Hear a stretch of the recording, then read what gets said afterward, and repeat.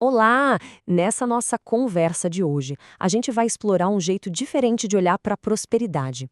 A ideia aqui não é exatamente falar sobre ficar rico, sabe? Mas sim sobre como construir uma vida financeira que seja estável, tranquila, uma vida baseada mais em mentalidade e em sistemas do que em qualquer outra coisa. Bom, vamos lá mergulhar nisso. A nossa jornada começa com uma pergunta que, nossa, talvez muita gente já tenha se feito, né? Por que é que, mesmo sendo capaz, tendo informação, tantas vezes as nossas escolhas com dinheiro parecem dar tão errado? É uma frustração super comum, mas a resposta pode surpreender. E aqui está o pulo do gato. O material que a gente analisou mostra que as falhas financeiras, na maioria das vezes, não vêm por falta de inteligência. Elas vêm de coisas super-humanas. Cansaço, ansiedade, a pressão da sociedade para a gente ter coisas. A nossa mente, sabe, ela trata o agora como se fosse para sempre. E é aí que a gente cai nas armadilhas. Com essa ideia na cabeça, a gente entra na nossa primeira parte. A base de todo o bem-estar financeiro, por essa ótica, é uma coisa interna. É uma virada de chave na mente antes de ser uma mudança na planilha. O que essa frase do Kahneman explica, e que é fascinante, são as nossas decisões impulsivas. O nosso cérebro dá um peso gigantesco para os sentimentos do momento. Essa urgência, essa necessidade de um alívio imediato, faz com que contar só com a força de vontade seja uma péssima estratégia. Sabe, força de vontade é como uma vela. Ela até ilumina um pouco, mas no primeiro vento mais forte, apaga. É por isso que é preciso ter uma estrutura, um sistema. Ok, vamos em frente então, para a gente entender o que é que estamos buscando de verdade. Esta parte aqui desmonta uns mitos bem comuns sobre o que é ser próspero e ajuda a redefinir o nosso objetivo final. Então, o ponto crucial é este. Renda e riqueza são coisas bem diferentes.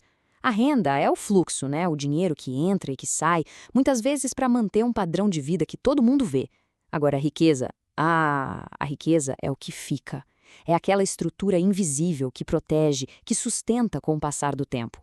Prosperidade de verdade é ter essa estrutura. E como é que se constrói essa estrutura? Com um conceito que é fundamental: margem. Pensa na margem como uma distância segura entre a vida e o caos. É ela que transforma o que poderia ser uma tragédia, tipo um problema de saúde, em um simples inconveniente. É, no fundo, respeito próprio em forma de reserva. E essa analogia do Taleb aqui é nossa, é brilhante para ilustrar essa ideia. Sem margem, uma pessoa é como uma vela super frágil, que apaga no primeiro imprevisto. Com margem, ela se torna como o fogo, que na verdade usa os desafios para ficar ainda mais forte. A margem dá essa capacidade de aguentar o tranco do mundo. Resumindo a ópera, a mudança de mentalidade é essa. O objetivo principal não é ficar rico da noite para o dia, mas sim construir uma vida financeira tão sólida, mas tão sólida, que ela não desmorone com as instabilidades que, a gente sabe, a vida sempre traz. É sobre ser duradouro, não sobre fazer espetáculo. Agora a gente vai um pouco mais fundo, na psicologia por trás das nossas escolhas. Basicamente, existem duas mentalidades que mandam no nosso comportamento financeiro, e entender como elas funcionam é a chave para qualquer mudança. A escassez, segundo essa análise, não é só ter a conta no vermelho, é um estado de espírito. É aquela sensação de que falta ar para respirar, sabe? Quando tudo parece urgente, ameaçador. E essa pressão mental acaba sequestrando a nossa atenção, a nossa capacidade de pensar direito. A mente entra numa espécie de visão de túnel, focada só em uma coisa: sobreviver ao agora. A consequência disso? Um ciclo vicioso. O cérebro, pressionado pela escassez, busca alívio imediato. E aí ele toma decisões baseadas no medo, que lá na frente vão custar muito caro. É quando o alívio de hoje vira a conta de amanhã. E isso só alimenta mais a escassez. Por outro lado, a gente redefine o que é abundância. Não é sobre ter um monte de coisa, mas sim sobre ter margem suficiente. Margem de tempo, de dinheiro, de clareza mental, para poder tomar decisões com calma, com racionalidade, sem a urgência do pânico. Abundância, no fim das contas, é a arquitetura da tranquilidade. Tá, legal. Se o problema foi entendido, qual é a solução prática? Esta parte mostra pra gente que ter um sistema confiável é muito, mas muito mais eficaz do que ficar dependendo da nossa força de vontade, que a gente sabe que falha.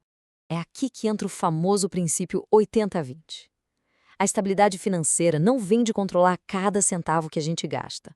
Ela vem de dominar aqueles poucos hábitos que realmente fazem a diferença. O segredo não é fazer tudo, mas sim fazer o que é certo e fazer sempre. E que hábitos são esses? O método se resume a 3 movimentos bem simples, mas que são muito poderosos. Uma revisão semanal, bem rapidinha, só para ter clareza, automatizar pagamentos e investimentos para não depender do humor do dia e colocar um limite consciente para garantir que o progresso não seja engolido pelo nosso estilo de vida. E o mais legal de tudo é que isso não exige horas e horas de trabalho. É um pequeno ritual consistente de 10 minutinhos por semana. É o suficiente para encarar os números, ganhar clareza e, aos pouquinhos, construir a verdadeira liberdade. E assim a gente chega na parte final, que transforma todo esse conhecimento num compromisso pessoal. É o momento de selar um pacto com o futuro mais próspero, mais sereno. E olha, é fundamental entender essa diferença. Motivação é que nem vento. Às vezes sopra forte, mas uma hora passa. Um pacto? Não. Um pacto são as raízes que seguram a árvore na tempestade. É um acordo duradouro, que funciona até nos dias ruins. É um contrato que se faz com a pessoa que a gente quer ser lá no futuro. E aqui estão os pilares desse pacto. Cada um deles é uma decisão ativa, uma escolha. É escolher paz financeira em vez de aparência. É criar um sistema para fugir do caos. É construir margem antes de sair correndo riscos. É automatizar o que foi essencial e ter coragem para fechar aqueles vazamentos de dinheiro.